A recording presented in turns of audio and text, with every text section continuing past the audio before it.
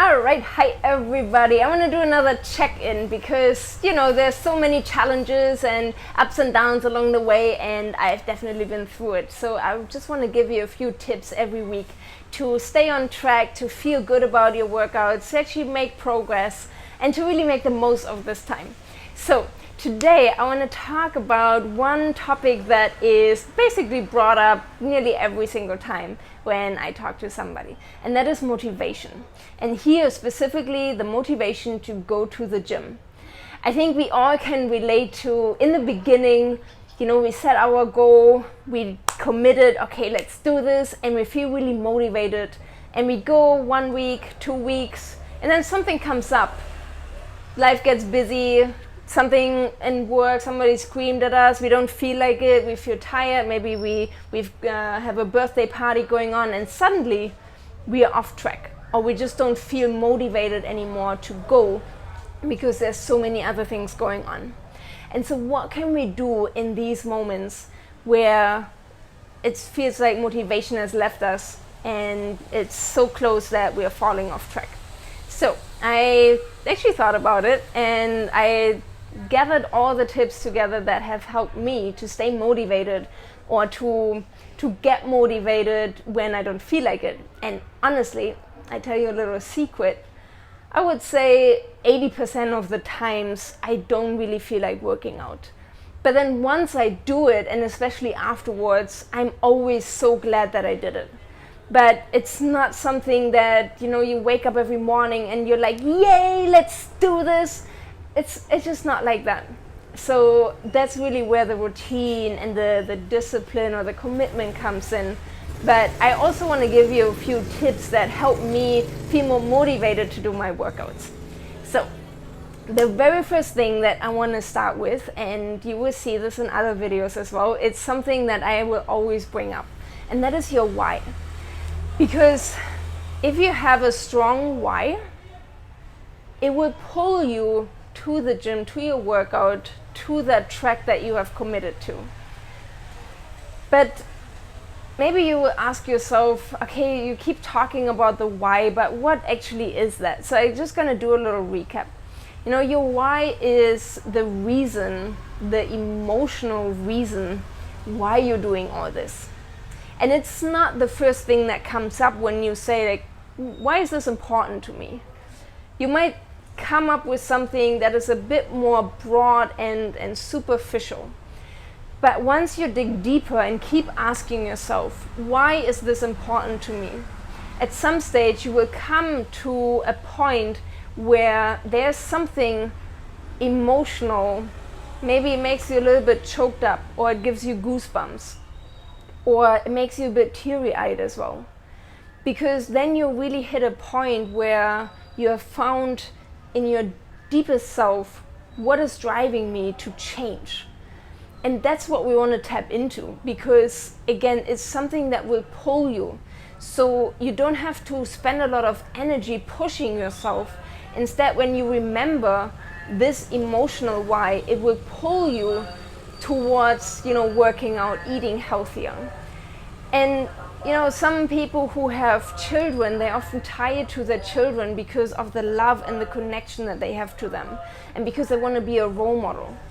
And other people, it's about them and how they want to feel in their body, because maybe for years and years they've been feeling so uncomfortable and awkward.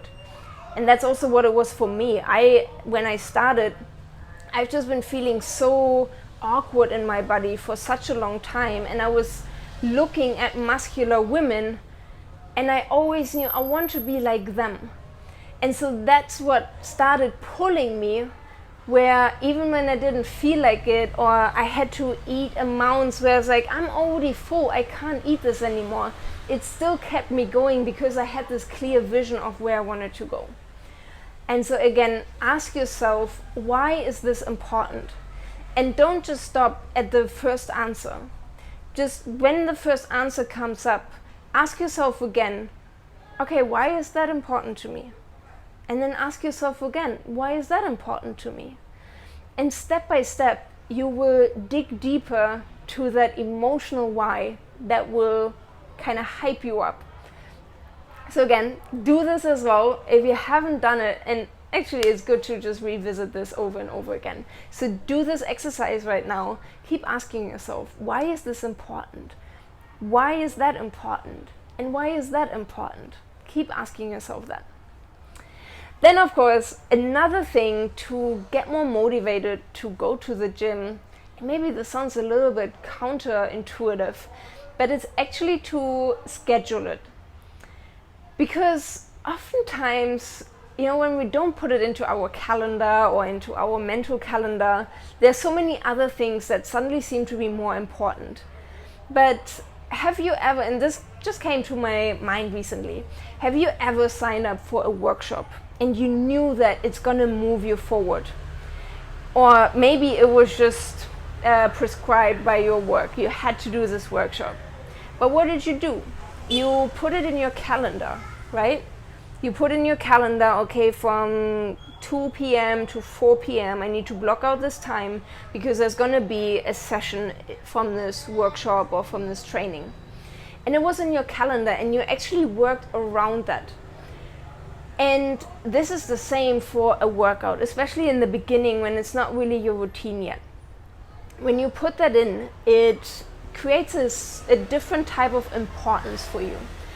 And that can also help you, because of that importance and the priority that you give it, it can also go to a different level of motivation for yourself. So again, put that into whichever you use for your calendar. If you don't use a calendar yet, highly recommend it. But put that in somewhere where you really give it some importance. Then, tip number 3, and this is one of my favorite tips, and that's about identity. And what I mean with that is, depending on our situations and our stages in life, we give ourselves a certain identity. And actually Tony Robbins, I don't know if you know him, but if not, look into him. He has really, really incredible stuff. He says that basically the strongest force in the universe is the need of a human being to be aligned with their identity. And with that, we actually have a lot of opportunity because we can assign ourselves a certain identity. Oftentimes, we haven't really even created an identity. Instead, we were just given an identity based on our upbringing, our culture, the country that we were born in. And it's not always serving us, this identity. But instead, we can also change our identity. We can adapt it. We can see what is actually important to me. And so when I started, I always had in mind, I want to be this fitness person. It might sound ridiculous, but that's honestly the term I used. I wanted to be a person, when you look at that person, you would know, okay, they work out a lot. I always said they radiate fitness. And I reminded myself of that so many times. It was like, I want to be this fitness person. And whenever I felt demotivated to go to the gym, I asked myself, well, who do you want to be? Do you want to be the skinny woman who I used to be, who dreams of being muscular, but she just doesn't get there? Or I also used to have the identity that my body is not designed to gain muscle. So whatever I tried, it didn't work. And I could also flip that identity to the person that, gets up in the morning and goes to the gym to do their workouts, because that was the identity that I gave myself. And so again, this is a very, very strong tool to use, and I don't just recommend that, I think it's actually necessary to bring that up. And it doesn't have to be, I'm the best bodybuilder in the world, or I'm the strongest person or so. It can just be, I'm the person that shows up for herself. I'm the person that decides on the healthy choices. I'm the person that lives a healthy lifestyle. I'm the person that moves a lot, even at work, like whatever it is. But when you put that in your mind and start living that, at some stage your body is drawn to that. And when you stop doing it, your body will send you signals. Hold on, we're doing something wrong here. I need to be in line with my identity again. So that's what Tony Robbins was talking about as well. So again, very, very strong tool. And I invite you now to just pause the video for a bit and write down, who do I want to be? What can my identity be? And really get some details together. Not just, a fitness person, but what does that mean for you? Like what I did, I want to radiate fitness. When people look at me, I want them to know that I work out a lot. So it has to be visible on the outside, right? So again, write this down, as many details as possible, and start creating this identity for yourself. And again, this will get you motivated, or it will get you into action to go to the gym. Then another thing that can be very successful, very, very good for getting you to the gym, and that's an accountability partner. And maybe now you think of like a friend or something, like another person, a trainer, a friend or so that is in the gym with you. And that can be the case, but not everybody has this yet. And maybe you're one of them and you ask yourself, well, I don't have a friend that wants to go to the gym with me, or they don't have time at the same time. What else can I use as an accountability partner? And lucky you, there's a lot of different ways that we can still have an accountability partner, even though that person doesn't always come to the gym with us. So of course, I'm always here. You can always message me, and of course, the group, our Telegram group, just if you don't feel motivated to go to the gym, if you struggle a little bit with getting yourself going today, just type in a message, and I believe at least 2 other women in that group will feel the same way on that day. And that's totally okay. But with that, you can connect and then kind of keep each other accountable, and that's really what the group is there for. And then another thing, or another way to have an accountability partner, is to have some kind of role model. And oftentimes I would refer to this now as a social media influencer, because I would say most of us have a picture or a certain person that we look up to, because they have an amazing body, they are very consistent with their workouts, and it feels like, oh, they have made it. And what often helps me is to look at them before, when I don't feel motivated, and I look at them and I'm like, I want to be like them. I want to, look like them. I want to be consistent like them. And they actually then keep me accountable, because again, I jump back into the identity part where I'm like, okay, if I want to be like that, it also means that I have to work out right now. And so that's what then gets me going to go to the gym. So again, it doesn't always have to be a person in person. It can also be in our Telegram group, or somebody on the internet, in social media, and just looking at some pictures or some videos can really help with that. Then tip number 5, that's actually one of my favorite tips as well, and that's music. What would life be without music? I don't know what you like to listen to, everybody has their preferences, but I really like to listen to music when I'm in the gym. And I listen to either something like reggaeton, or I don't really know what it's called, but I think it's like electric music or something like that. I'm not so good with the different genres, but it's something with a lot of beat, something that you maybe hear in the disco, because that's just the stuff that hypes me up. And I can work more with the beat, and it just puts me into a different energy and into a different mood. And that's why it's so important for me to do that, especially in the very tough workouts. So I ask you, which kind of music do you like? Which kind of music hypes you up? That's the more important question. Which kind of music hypes you up, gets you into your energy, so that you can use that energy to spend it in the gym and really make the most out of your workout? And then of course, what's really helpful is to have a playlist. I don't know if you use Spotify or whichever you use, but I like to use Spotify, and I have different playlists depending on my mood and depending on the workout. I use a different playlist and just hit play, and that's it. So that also makes it very easy for you, because oftentimes when we are not motivated and we have to spend a lot of time getting our stuff together, we feel even less motivated. But if we already have everything in place, it's like, okay, I just flip the switch, I hit the button, and there I go. So I highly recommend that. Make your Spotify playlist or wherever you're on. Then another very, very important thing is tracking your progress. And we actually built this into our programs and into the app so that you can always see how you're improving and can really celebrate each little step. Because that's what this is about. You know, oftentimes we have a long-term goal and it seems so overwhelming, but we need to have small goals as well, that we can look at how much have I actually improved in 1 week, or compared to the last exercise, like how much have I improved. And in our app, you will see that at the end of the session, you either get how many workouts in total you have done, or you also get your personal bests. Like maximum volume that you've lifted or maximum weight.